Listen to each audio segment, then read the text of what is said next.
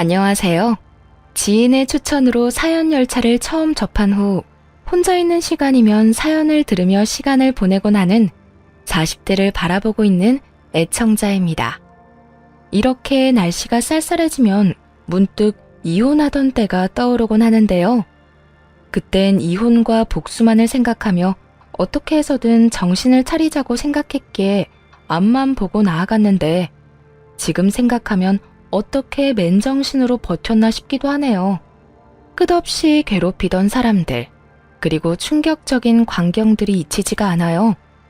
아직도 눈을 감고 떠올리면 선명하게 기억나는 이혼 이야기. 함께 들어보실래요? 남편과는 결혼한 지 5년이 넘은 부부였어요. 연애까지 합치면 8년을 함께한 사이였죠. 세월이 세월인 만큼 신혼 1년 정도를 제외하곤 과한 애정 표현이나 다정한 배려 같은 건 모르고 살았던 것 같아요. 남편은 다정함과는 거리가 멀었지만 묵묵하게 챙겨주곤 했는데 유난을 떨며 살갑게 구는 것보단 그게 더 편하긴 했어요. 그런 부분에선 참 잘 맞는 부부였습니다. 여기서 잠깐 가족 구성원을 말해보자면 저는 외동의 친정 부모님이 다 계신 반면 남편은 밑으로 여동생이 하나 있고 시부만 계신 상태였어요. 시부는 남편이 어릴 적 이혼을 하셔서 어린 남매를 혼자 키우셨다고 하더라고요. 처음 그 이야기를 들었을 땐 남편 혼자서 어린아이 둘을 키운 것이 녹록지 않으셨겠다고 생각했는데 살다 보니 오죽했으면 시모가 어린애들까지 두고 이혼했을까 싶더라고요. 시부는 이 여자 저 여자 오는 여자라면 마다하지 않고 만나고 했거든요. 저희가 8년을 함께할 동안 시부가 갈아치운 여자만 해도 제 손가락이 모자랄 지경이었으니까요. 신우이는 오죽 이 꼴이 보기 싫었으면 22살 어린 나이에 시집을 가버리곤 친정과는 연락도 거의 하지 않고 산다고 하더라고요. 정확히는 시부와 말이에요. 이런 신우이와는 달리 남편은 시부의 회사에 일을 하고 있었고 그래서 시부와 교류는 하고 있지만 마찬가지로 별 관심은 없는 편이었어요. 한마디로 시부의 여자친구가 바뀌든 말든 아예 상관을 하지 않았죠. 여보, 이번에 아버님 여자친구 또 바뀌신 것 같더라. 이번엔 9살이나 어리다고 하시던데. 그래? 이번엔 어리니까 반년은 만나겠네. 당신은 아버님이 만나는 사람 궁금하지도 않아? 어떻게 반응이 그렇게 무미건조할 수 있어 매번. 이 물음에 남편은 대수롭지 않다는 듯 남 이야기하듯 이렇게 말하더군요. 당신이야말로 매해 바뀌는 여자친구들이 매번 그렇게 궁금해? 난 누굴 만나든지 얼마나 만나는지 이제 궁금하지도 않아. 그러니까 일일이 나한테 와서 전할 필요 없어. 어차피 호적에 올리는 것도 아니잖아. 살림이라도 차려서 산다고 하면 좀 궁금할 것 같긴 하다. 하긴 아버님 여자친구는 그렇게 자주 바뀌면서 절대 살림은 안 차리시더라. 그냥 밖에서 깔끔하게 연애만 딱 하고 끝. 그것도 참 대단한 것 같긴 해. 대단하기는 개뿔. 나중에 책임질 일 만들기 싫어서 그렇겠지. 본인 재산 빼갈까봐 걱정되는 거겠지 뭐. 하여튼 당신도 신경 쓰지 마. 그냥 그러려니 하란 말이야. 알겠어. 남편의 말이 틀린 것도 아니었어요. 시부에겐 가지고 있는 재산이 꽤 있었는데 그것 때문인지 여자를 만나긴 해도 절대 살림까지 차리는 법이 없었고 여자 쪽에서 과한 요구를 해온다 싶으면 칼같이 자르고 만남을 끊어버리더라고요. 이렇듯 시부 스스로가 알아서 처신하니 큰 신경은 쓰지 않으며 지내고 있었어요. 그러던 어느 날 시부가 함께 살고 싶은 여자가 생겼다며 식구들에게 알려왔어요. 처음엔 좋은 일이라 생각했습니다. 갑작스럽게 시모라는 존재가 생기는 건 조금은 불편한 일일 수도 있겠지만 시부를 생각하면 한 여자와 함께 남은 생을 살아가는 것이 더 좋겠다 싶었으니까요. 그래서 남편과 환영 꽃다발을 준비해서 함께 시댁으로 갔는데 충격에 빠질 수밖에 없었습니다. 시부가 누굴 데리고 살든 시부 인생이니 아무 상관 말고 앞날을 축하만 해주자고 생각하며 갔는데 시부 옆에 앉은 건 저보다도 어려 보이는 여자였어요. 그 여자가 바로 시부와 함께 살 여자라고 하더라고요. 즉, 앞으로 시어머니가 될 여자 말이에요. 왔니? 인사하거라. 앞으로 나랑 같이 살 사람이야. 나이는 어려도 속은 아주 꽉 찬 진국 같은 사람이니까 앞으로 잘 모시거라. 아버님, 농담이시죠? 농담이라니. 넌 무슨 말을 그렇게 하는 게야? 내가 이런 걸로 농담할 사람으로 보이는 게야? 아니, 그런 건 아닌데 저보다도 나이가 어려 보이잖아요. 시부는 이 말에도 민망해하는 기색 하나 없더라고요. 민망해하기는커녕 오히려 당당하게 이렇게 말하더군요. 나이가 무슨 상관이야? 혹시나 해서 하는 말인데 아가. 네가 이 사람보다 나이가 많다고 해서 막 대할 생각은 하지도 말거라. 늘 나를 대한다는 마음으로 이 사람을 대해야 할 거다. 시부는 혹시나 제가 어린 시모에게 막대할까 싶었는지 당부의 말을 하는 것도 잊지 않더군요. 그런데 어린 시모까지 나서 속을 뒤집어 놓기 시작했어요. 에이, 오빠. 나 부담스럽게 왜 이래. 며느리님, 반가워요. 앞으로 우리 잘 지내봐요. 시어머니가 며느리한테 존댓말하는 집안이 어디 있어? 아직 호적은 안 합쳤어도 같이 살면 어머니 시어머니인데 말부터 편하게 하도록 해. 천천히요. 아무리 그래도 오늘 처음 봤는데 다짜고짜 말 놓으면 기분 좋겠어요?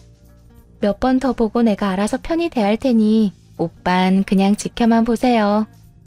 그간 시부의 여자친구들을 몇 번 본 적 있었는데 이런 식으로 시부가 편을 들고 나선 적은 처음이었어요. 이거 정말 큰일이다 싶더라고요. 시부는 어린 시모에게 아주 푹 빠진 듯 했고 무어라 말을 해도 통하지 않을 것이 분명했죠. 시누이는 어린 시모를 보고 조금 놀란 듯 했지만 이내 체념한 듯 아무 말도 하지 않고 돌아가 버렸고 남편은 아예 관심도 없다는 듯 시부 쪽으론 보지도 않더라고요. 상황이 그렇게 되자 눈앞이 깜깜해진다는 말이 확 와닿더군요. 눈앞뿐만이 아니라 제 앞날도 캄캄해지고 있었고 말이에요. 어린 시모는 저희가 앞에 있는데도 불구하고 시부 옆에 딱 붙어 앉아 애교를 부리느라 정신이 없어 보였고 시부는 그런 시모에게서 눈을 떼지 못하더라고요. 아무리 사랑의 국경도 나이도 없다지만 젊은 여자애가 저런 할아버지에게 아양을 떠는 꼴이 곱게 보이진 않았어요. 그런데 오빠, 아니 여보, 안방 가구 좀 바꾸면 안 돼? 다른 건 몰라도 침대는 새 걸로 다시 바꾸고 싶은데. 꼭 비싼 건 아니어도 괜찮으니까 좀 바꿔요. 네? 뭘 그런 걸 묻고 그래? 바꾸고 싶은 건 다 바꿔도 되니까 알아서 해. 원래 살림은 안 사람이 알아서 다 하는 거야. 정말이요? 아, 좋아라. 그러면 주방의 식기도 좀 바꿔야겠다. 우리 언제 사러 갈까요? 여보, 언제 시간 돼요? 난 바빠서 안 되고 카드 줄 테니까 가서 사고 싶은 걸로 다 사와. 돈은 걱정하지 말고 말이야. 오빠 최고. 아니, 우리 여보 최고야. 고마워요. 집안에 들어온 첫날부터 저런 짓거리를 해대는데 속내가 훤히 보여 미간이 절로 찌푸려지는 그런 상황이었죠. 무슨 정신으로 시댁을 나와 집으로 돌아왔는지도 모르겠어요. 어느 순간 정신을 차려보니 거실 소파에 남편과 나란히 앉아있더라고요. 정신이 돌아와 남편을 붙잡고 대화를 시작했어요. 여보, 아버님 어떻게 할 거야? 아까 그 여자 그냥 둘 거야? 그러면 어떻게 해? 아버지가 데리고 살 거라는데. 지금 남 이야기하니? 어떻게 지금 이 상황에서 그렇게 태어날 수가 있어? 아까 그 여자 나보다 어린 여자야. 거기에다 아버님이랑 같이 살 거라고 하잖아. 당신은 그 젊은 여자가 우리 아버님이랑 살겠다고 저러는 속내를 모르겠어? 설마 정말 사랑한다고 생각하는 거 아니지? 아, 진짜 사랑일지 아닐지는 지켜보면 알겠지. 지금 당신처럼 흥분한다고 해결되는 것도 없으니까 그냥 좀 지켜보자. 남편의 말이 틀렸다는 건 아니지만 지나치게 태연한 그 태도가 이해가 되지 않더라고요. 자칫 잘못하면 꽃뱀 같은 여자에게 시부가 크게 당할 수도 있는 상황인데 지켜보자는 말만 하고 있으니 답답하기도 했고요. 아, 진짜 난 이해가 안 된다. 물론 당신 말이 틀렸다는 건 아니야. 그래, 기다리다 보면 그 여자가 어떤 속셈으로 아버님 옆에 있는 건지 알 수 있겠지. 그런데 그 사이에 일이라도 벌어지면? 아까 호적 어쩌고저쩌고 하는 이야기 못 들었어? 단순히 살림 차려서 사는 게 아니라 재혼까지 해버리면 그땐 진짜 큰일이라고. 큰일 날 건 또 뭐 있어. 그 여자랑 아버지랑 재혼하면 당신이랑 나는 발길 딱 끊고 살면 되지. 아, 회사에선 내쫓지 않을 거니까 그건 걱정하지 않아도 돼. 아버지가 다른 건 몰라도 일적으로는 나 믿는 편이라서 쉽게 자르진 않을 거야. 지금 내가 그런 걸 걱정하는 게 아니잖아. 아, 당신은 아직도 모르겠어? 우리 아버지가 내가 뭐라고 한다고 내 말을 들을 것 같아? 그럴 것 같으면 우리 엄마와도 그렇게 헤어지진 않았겠지.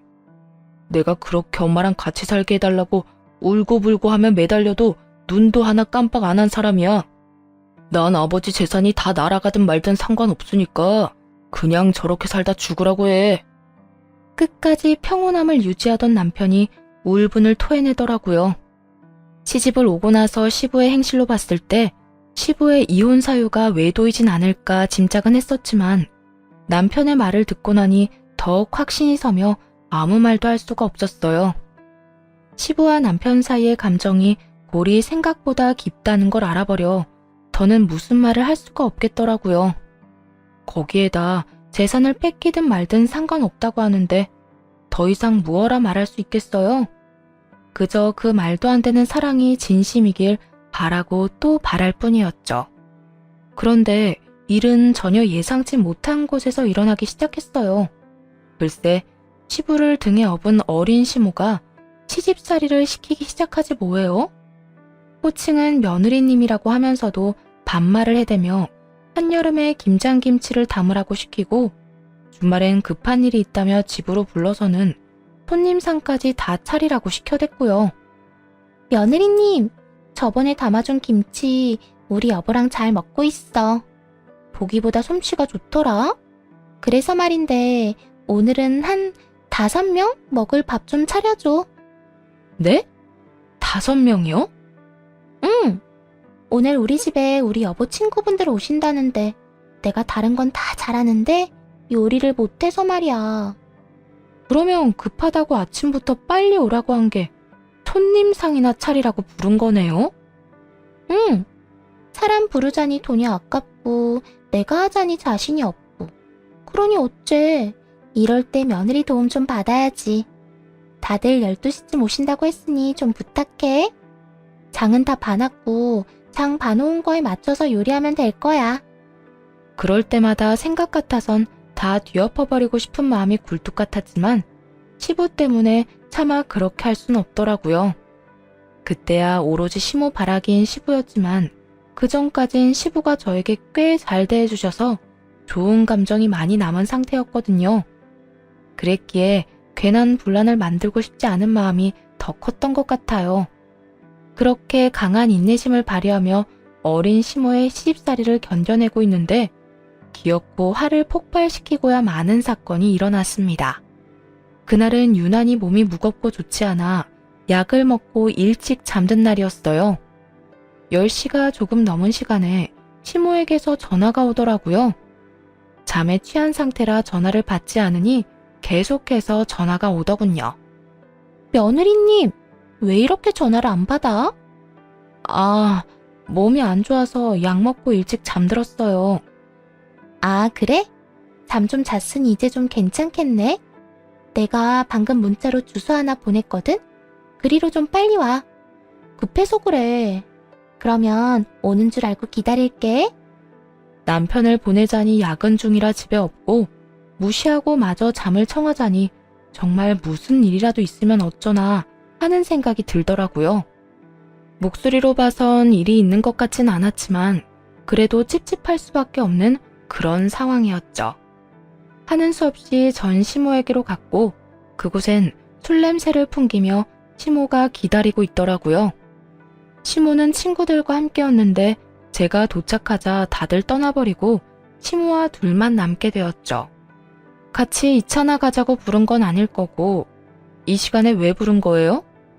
보다시피 내가 술을 먹어서 말이야.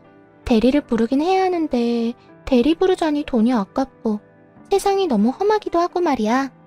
이럴 때 며느리 덕 좀 보려고 불렀지. 운전은 잘하지? 나 집까지 좀 부탁해.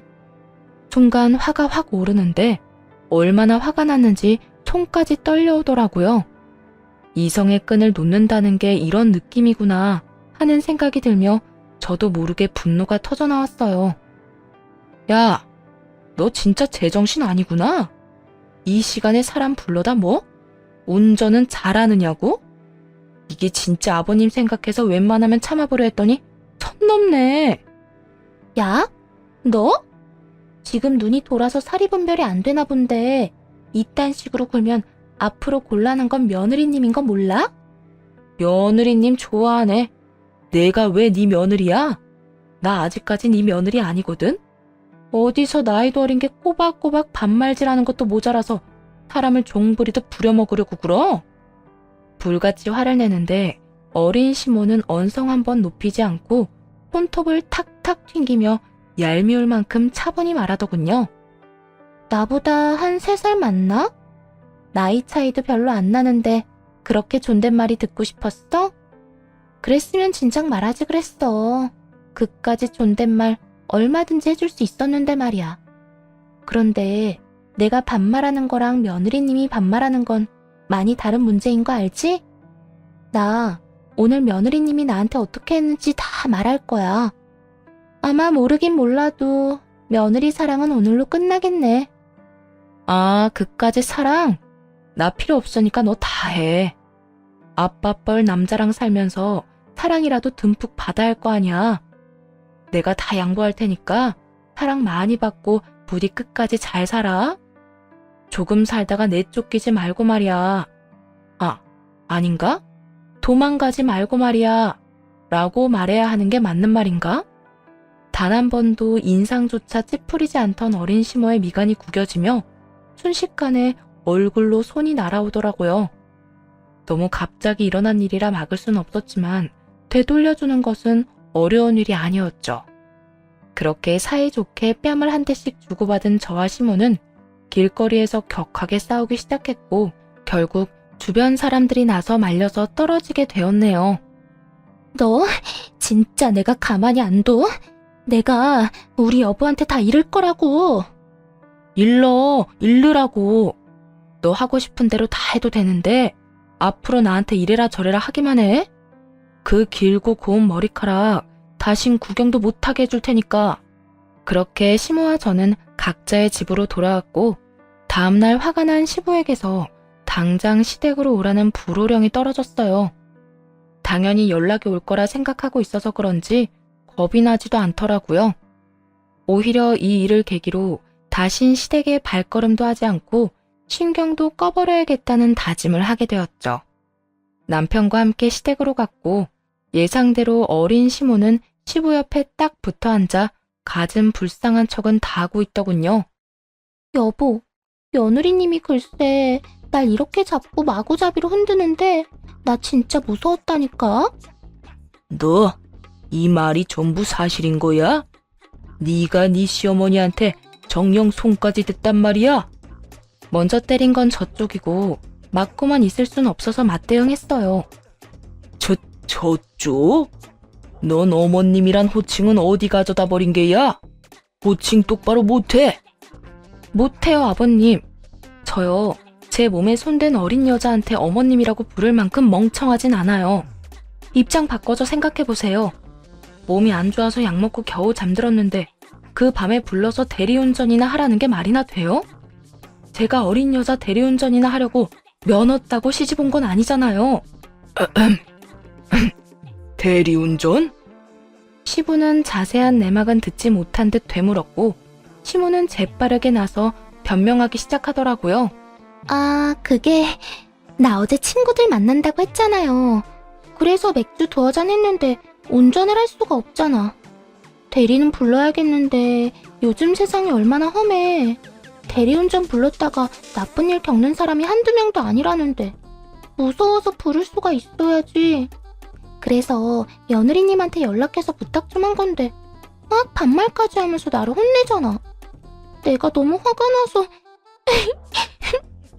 어린 시모는 비장의 무기인 듯 눈물을 흘리기 시작했고 시부는 잘잘못은 덮어놓고 저를 마구잡이로 몰아세우더라고요. 오죽했으면 이 사람이 널 불렀겠어? 이왕 간 김에 좋은 게 좋은 거라고 운전 좀 해줬으면 여러모로 좋잖아. 왜 그 성질을 못 이겨서 이 사달을 만들어? 그래, 시험이 머리채도 잡고 시험이 눈에서 눈물까지 뽑고 나니 속이 시원하냐? 이제 여한이 없을 것 같아? 아버님은 왜 저한테만 뭐라고 하세요? 누가 봐도 제가 먼저 잘못한 일이 아니잖아요. 끝까지 이렇게 나올 것이야? 얼른 미안하다고 잘못했다고 못 빌어. 네가 지금 사과하면 이 모든 게 진정한 가족이 되는 과정이라 생각하고 그냥 넘어가겠지만 끝까지 이따위로 나오면 네 앞으로 주려고 했던 재산은 없는 줄 알아.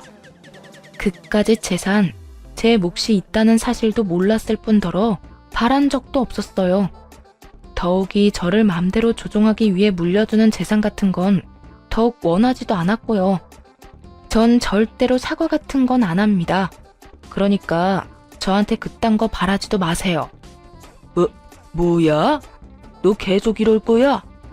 저는요, 아버님이 좋아서 좋은 마음으로 대한 거지 재산 탐내서 아버님께 잘했던 게 아니에요.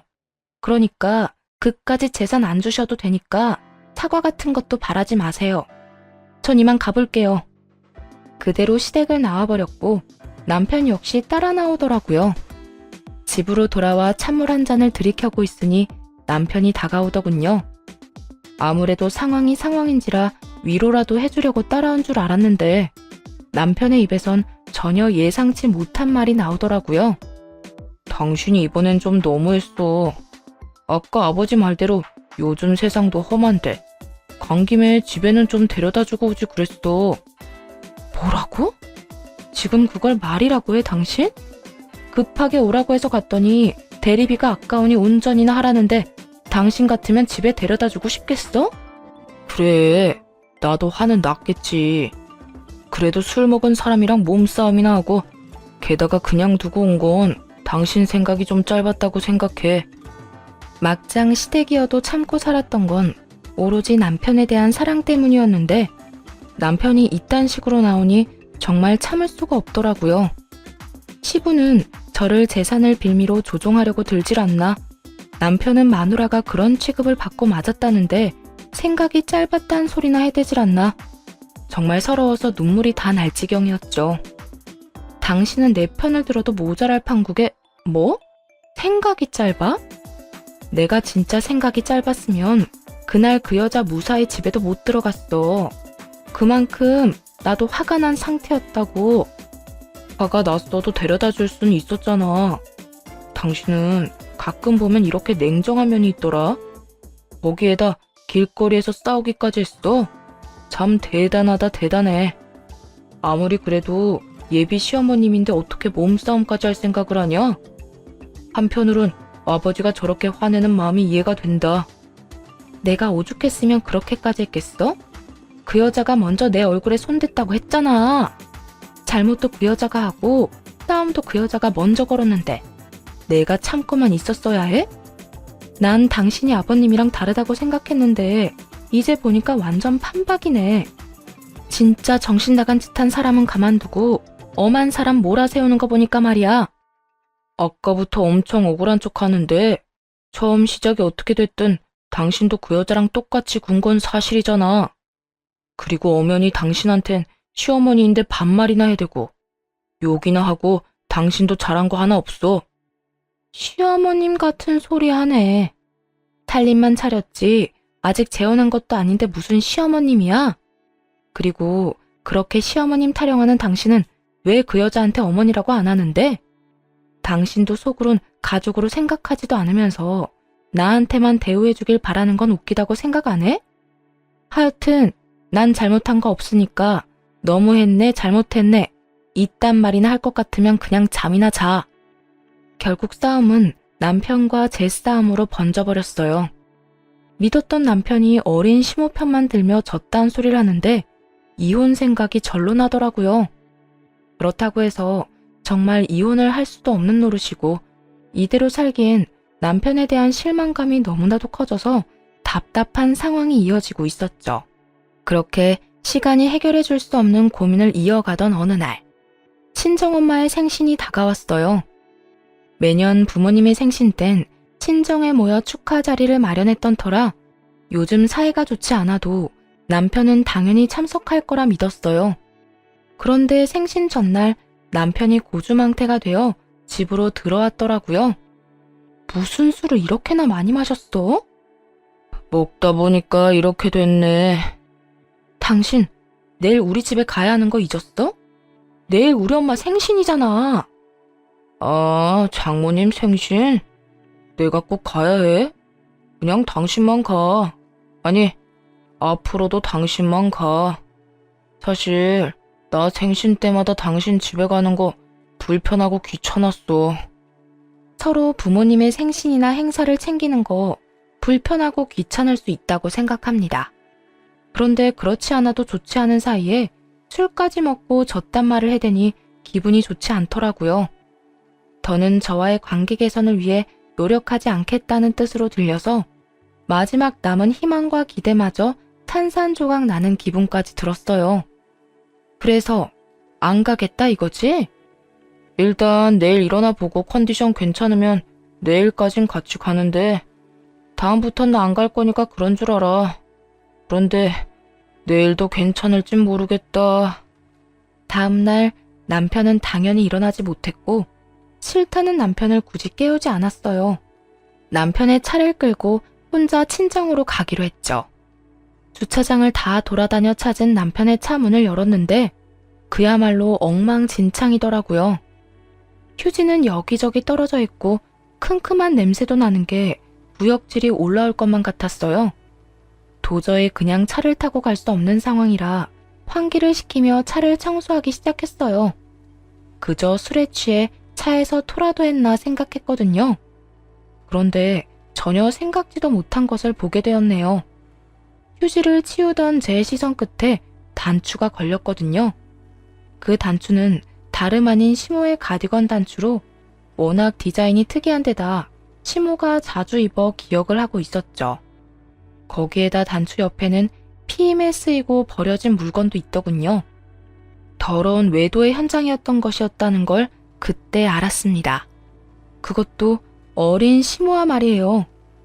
충격이 너무 커서 다리에 힘이 다 풀리더라고요. 아무리 남편이 큰 실망감을 줬다고 한들 이 정도로 쓰레기는 아닐 거라고 생각해봤지만 제 손에 있는 단추는 빼도 박도 못하게 시모의 것이었어요. 단추를 꽉 쥐며 정신을 차렸고 바로 블랙박스 녹화 파일을 복사했습니다. 차마 볼 용기가 나지 않아 그저 복사만 했어요. 그리곤 엄마에게 오늘 약속을 지키지 못할 것 같다는 말을 전하고 바로 변호사 사무실로 가 녹화본을 건넸어요. 제가 확인은 못했는데 분명 거기에 외도 증거가 있을 거예요. 그러니까 대신 확인 좀 해주세요. 도대체 어떤 장면이길래? 네, 알겠습니다. 먼저 확인해보고 보셔도 될 것만 추려서 드리겠습니다. 네, 부탁드릴게요. 상대가 시어머님일 텐데 도저히 볼 용기가 나지 않네요. 에? 시어머님이요? 남편의 어머니 말하는 거 맞으시죠? 네, 어머니는 어머니인데 친어머니가 아니에요. 영상 보시면 어떤 상황인지 아실 거예요. 새파랗게 질린 제 얼굴을 확인한 변호사님은 다른 방으로 가 영상을 확인하고 돌아오더라고요. 그리곤 저만큼이나 충격을 받은 표정으로 말없이 편집본이 담긴 USB를 건네주었어요. 거기엔 시모와 남편의 대화가 녹음되어 있더라고요. 충격적인 내용이 담긴 대화였어요. 자기야, 나 언제까지 자기 아빠 옆에 붙어 있어야 해? 나 그런 할아버지한테 사랑 타령하는 거 너무 싫어. 나라고 좋은 줄 알아? 그래도 어쩌겠어. 자식들한테 재산 안 준다는 아버지한테서 재산 받아내려면 자기밖에 답이 없는데. 그러니까 하루라도 빨리 이 생활 끝내고 싶으면 아버지하고 빨리 혼인신고나 하라고. 집까지는 쉽게 들어갔으면서 혼인신고는 왜 이렇게 더딘 거야? 그러게. 집에 들어갈 때만 해도 당장이라도 혼인신고할 것처럼 굴더니 내가 자기 와이프랑 싸우고 난 후부턴 혼인신고 말도 안 꺼내더라. 그땐 내 편 들면서 자기 와이프 혼내긴 했어도 내심 의심하고 있는 것 같기도 해. 아무래도 이혼을 서둘러야겠어. 내가 아무리 신경 쓰지 말라고 그냥 두고 보고 있으라고 해도 가만히 있을 것 같지도 않고 성격상 언제 다시 뒤집어 엎어도 이상하지 않을 사람이야. 그러니까 그때 나한테 눈 뒤집고 달려들던데 보통 여자는 아니란 생각이 들더라니까. 앞으로는 그 여자랑 직접적으로 부딪히지 마. 그때 자기 다친 거 보는데 내가 얼마나 속상했는 줄 알아? 이젠 내가 알아서 다 하고 알아서 이혼할 거니까 자기는 그 노인네나 잘 구워 삶아. 시부는 몇 해 전부터 자식들에게 재산을 물려주지 않겠다고 선언했는데 그 말을 들은 남편이 자기 여자를 접근시켜 재산을 빼돌릴 아주 미친 계획을 세운 것이었어요. 일단 상간녀를 시부의 호적에 올린 후 그 재산을 다 빼돌릴 생각이었더라고요. 그런데 그 계획에 제가 계속 초를 치는 것 같아지자 일부러 저에게 싸움을 걸게 만들어서 이혼하자는 말을 들을 계획까지 세웠던 것이었죠. 어쩐지 시모를 어떻게 할 거냐고 물을 때마다 그저 지켜보자며 제지하더니 이런 이유가 있었더군요. 그것뿐만이 아니었어요. 두 사람은 시부의 사망보험까지 들었더라고요. 그나저나 집에서 모질게 대하고 있지? 얼른 이혼하자는 말 좀 들어봐. 아, 그리고 사망보험은 다 들었어. 내가 보험 이야기 꺼낼 땐 싫은 티 팍팍 내더니 만일의 경우 자기가 보험금 받는 걸로 지정한다고 하니까 어떻게 그렇게 기특한 생각을 다 했냐고 하면서 사인해주던데? 그래? 다른 말은 안 해? 의심 많은 양반이 그렇게 그냥 넘어갔을 리가 없는데. 의심은커녕 내 넓은 마음에 감동했다는 말까지 하더라. 자기 아들 좀 챙겨주니까 순식간에 벽을 허물어버리던데? 정작 아들이 뒤에서 이런 짓까지 하는 줄은 꿈에도 모르고 말이야. 하여튼 앞으로 고생 조금만 더 하자. 이제 거의 다 왔어. 내가 이번 일만 잘 마무리되면 자기 호강시켜줄게. 그러니까 나만 믿고 따라와. 알겠지? 아무리 돈이 좋다지만 이건 정말 아니란 생각이 들었어요. 그리고 자신이 만나는 상간녀를 시부에게 넘긴 남편이나 다 늙은 시부와 붙어먹은 상간녀나 구역질이 나게 대단하단 생각도 했네요. 추악한 진실은 모두 다 드러났고 이젠 어떻게 이 일을 해결해야 할지만 남은 상태였어요.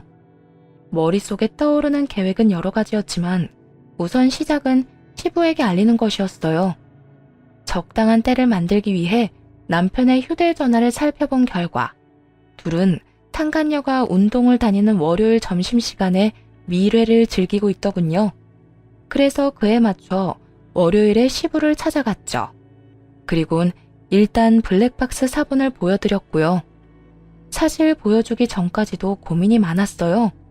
혹시나 영상을 보고 충격으로 쓰러지진 않을까 걱정이 될 수밖에 없는 상황이었으니까요.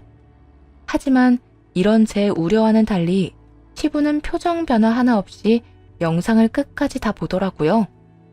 우선 고맙구나. 시부가 꺼낸 첫 마디는 고맙다였어요.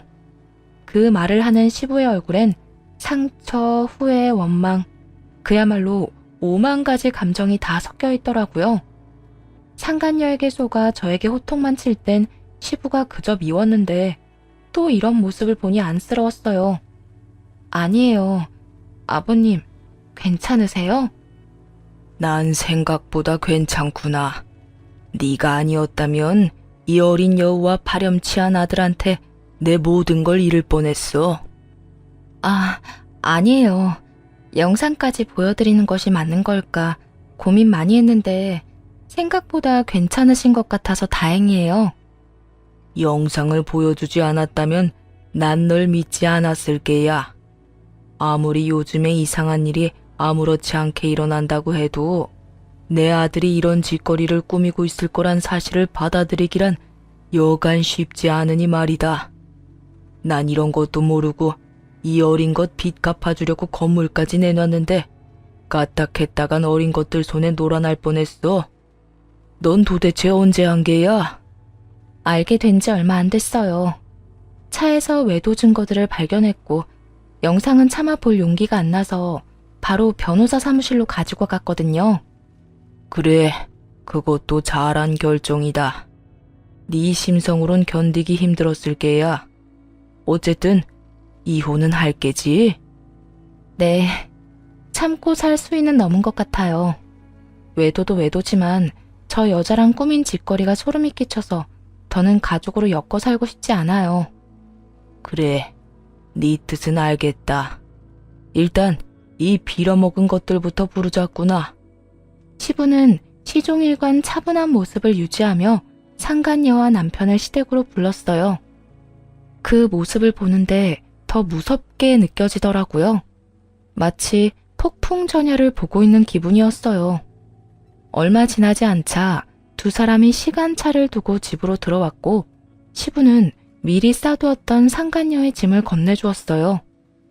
여보, 이게 뭐예요? 웬 짐이에요? 보면 몰라? 자네 짐이잖아. 그 짐 챙겨서 당장 나가. 네? 나가라니요? 내가 뭐 잘못했어요? 잘못한 게 있으면 말해줘요. 나 다 고칠 수 있어요. 상간녀는 눈물까지 글썽이며 애원을 했지만 시부는 조금의 흔들림도 없이 상간녀를 그저 노려보았어요. 상황이 심상치 않자 남편이 나서기 시작했어요. 아버지, 무슨 일 있으세요? 언짢은 일 있으시면 말씀을 하셔야지 다짜고짜 나가라고 하면 상대방이 얼마나 당황스럽겠어요. 화 좀 가라앉히시고 차분히 말씀해 보세요. 도대체 무슨 일로 이렇게 화가 나셨는지 말이에요. 가만히 있으면 절반은 간다는데 남편은 눈치도 없이 기어코 말을 보태 시부의 화를 돋우고 있었어요. 넌 닥치지 못해? 감히 아비 등의 비속 꽂을 계획이나 세운 놈이 어디서 말을 섞으려 들어?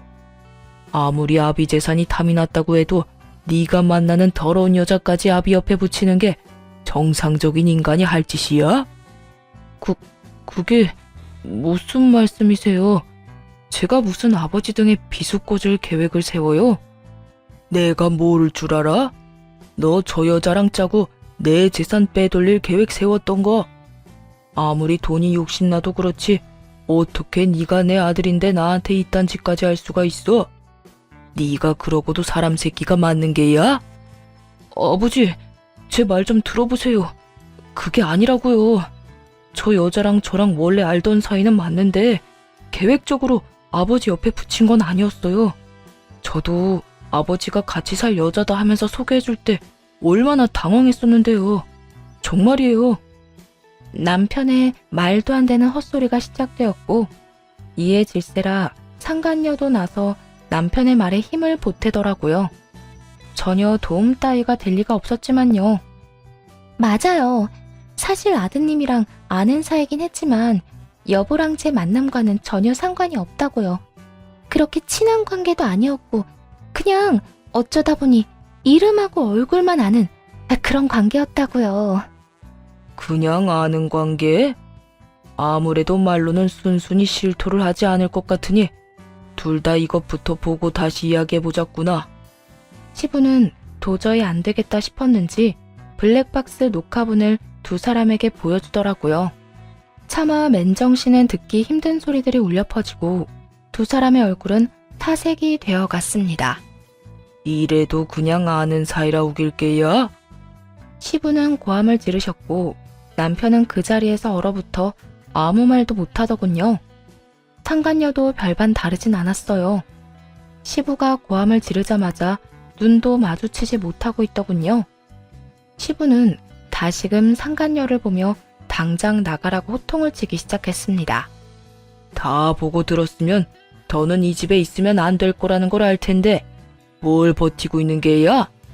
얼른 나가지 못해? 상간녀는 코너에 몰리긴 했는지 바닥만 보던 고개를 들어 시부를 똑바로 보며 돈을 요구하더군요. 나가지 말라고 붙잡아도 나가줄 테니까 돈은 주세요. 돈? 지금 나한테 돈을 요구할 입장이라고 생각하는 거야? 돈 요구하는데 입장이 뭐가 필요해요? 급하면 달라고 할 수 있는 거지. 어차피 내 빚을 갚아주려고 건물 팔 계획이었던 거 다 알아요. 그간 나도 나이 많은 남자 비위 맞추느라 많이 힘들었거든요. 그동안 나 때문에 행복했으니 그 값으로 돈이라도 주세요. 돈 안 주면 난 못 나가요. 곱게 내보내줄 때 나가는 것이 신상에 좋다는 걸 상간녀는 전혀 모르는 듯 하더라고요. 그렇지 않고서야 그런 상황에 돈까지 요구할 리는 없었을 테니까요. 돈을 요구하는 상간녀의 목소리엔 당당함이 흘러넘쳤고 시부는 기가 막히는 상간녀의 행동에 오히려 침착함을 되찾는 듯 차분한 목소리로 말했습니다. 웬만하면 조용히 끝내고 싶어서 그냥 내보내주려고 했거늘 어찌 저렇게도 멍청하게 구는 건지. 누가 조용히 끝내고 싶다고 했어요? 난 조용하든 시끄럽든 아무 상관도 없고 돈만 있으면 된다고요. 그러니까 주려고 했던 돈만 내놓으라고요. 상간녀는 정신이 나가버린 사람처럼 돈 타령을 시작했고 시부는 저에게 경찰을 부르라고 하더라고요.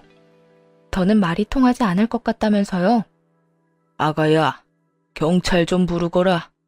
아무래도 말도 통하지 않을 것 같고 조용히 끝내는 것도 힘들 것 같으니. 경찰 이야기가 나오자 상간녀는 더욱 날뛰기 시작했고 대꾸도 하지 않고 그냥 경찰을 불렀네요. 생각보다 더 빨리 출동해주신 경찰분들은 상간녀를 끌고 나갔고 그 와중에도 남편은 계산이 얼마나 빠른 것인지 자신이 사랑하는 여자가 끌려가는 모습을 그저 지켜만 보더라고요. 아예 모르는 사람을 보든 말이에요. 참 한심했습니다. 결혼한 저를 배신하고 만난 여자를 돈 때문에 다른 사람의 품으로 보내더니 이렇게 엉망진창인 상황이 되자 이번엔 무시하는 게요. 참 상황에 따라 버리기도 쉬운 사랑이다 싶었네요. 한 차례 폭풍이 지나가고 난 후 남편은 눈치를 살피며 어떤 말도 못하고 있더군요. 시부는 그런 남편에게 다가올 미래에 대해 말해주었어요. 넌 회사에 더는 출근할 필요 없다. 내가 회사에 미리 말 다 해놨고 퇴직금은 일단 내가 보관해두다가 이혼할 때 돌려줄 테니 위자료로 쓰거라. 그리고 집도 아가 명의로 바꿨으니 내가 사준 집에도 갈 필요 없어. 앞으로 어디서 뭘 하고 살든지 간에 상관하지도 않고 안심도 가지지 않을 테니 마음대로 살아. 최후의 통첩을 받은 남편은 마지막 발악을 하기 시작하더군요. 제가 정말 잘못했어요. 아버지 회사랑 재산은 당연히 저한테 물려주실 거라 생각했는데 아무한테도 안 물려준다고 하시니까 홧김에 그랬어요. 저 정말 반성 많이 하고 있으니 회사에서 밥벌이만이라도 하게 해주세요. 아버지도 잘 아시잖아요. 저 회사에 애정 많은 거. 그리고 저만큼 일 잘하는 직원도 없잖아요. 너만큼 회사에 애정 많고 너만큼 일 잘하는 직원은 많아. 그리고 너보다 일 더 잘하는 사람도 있지. 잊었느냐? 네 동생이자 내 딸. 막내를 다시 회사로 불러 물려줄 생각이니 그런 줄 알고 쏙 물러가. 아버지, 저한테 정말 이렇게까지 하실 거예요? 이렇게까지 하게 만든 놈이 너다. 난 절대 널 용서할 생각 없다. 그까지 돈 때문에 이딴 극악무도한 짓거리를 벌이는 놈은 더는 내 자식으로 둘 생각도 없고 앞으로는 나한테 자식은 딸 하나뿐이다 생각하고 살 테니 너도 그런 줄 알고 다신 찾아오지 마라. 나 죽었다는 소식 들리더라도 장례식장에도 오지 말거라. 남편은 그렇게 시댁에서 쫓겨났고 저도 남편과의 이혼을 준비했어요. 회사에서도 잘리고 집도 제 명의가 되어 갈 곳도 없어진 남편은 상황이 급박하긴 했는지 저를 찾아와 무릎까지 꿇고 빌기 시작하더군요. 여보, 나 좀 용서해주면 안 될까? 나 진짜 많이 반성했어. 자고 일어나서도 당신 생각하면서 반성하고, 잠들기 전에도 당신 생각하면서 미안하다고 생각해. 그래? 반성이란 단어조차도 모를 인간이라 생각했는데 그 정도는 아니라고 하니 다행이네. 그런데 어떻게 하지? 난 당신 같은 인간 용서할 생각은 추호도 없는데. 그러지 말고 나 좀 용서해줘. 나 요즘 너무 힘든데 당신이 없어서 더 힘들어. 이럴 때 당신이 내 옆에서 힘이 좀 되어주면 안 될까? 말 똑바로 해. 내 존재 자체가 당신한테 힘이 되는 게 아니라 내가 가진 것들이 힘이 되는 거겠지. 당신 지금 집도 없이 지낸다며?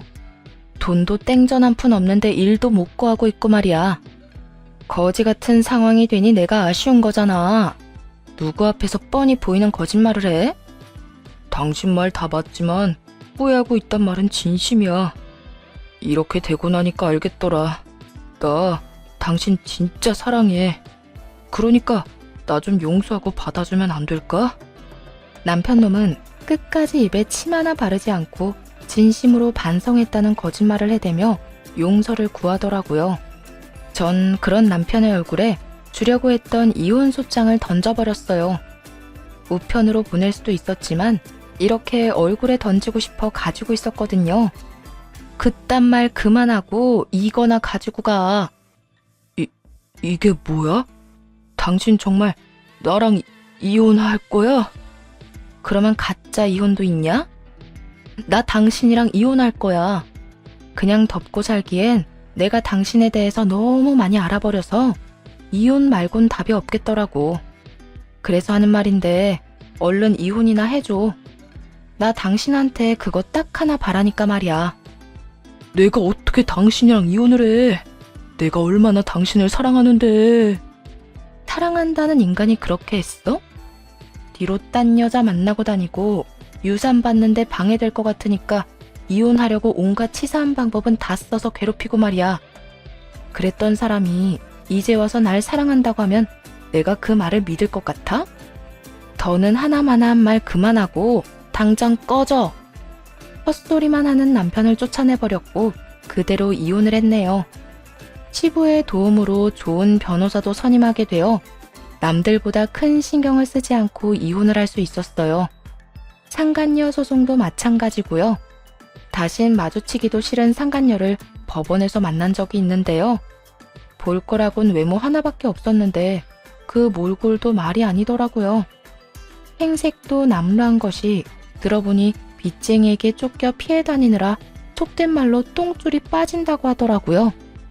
전 남편은 완전 패인꼴이 되어버렸고요.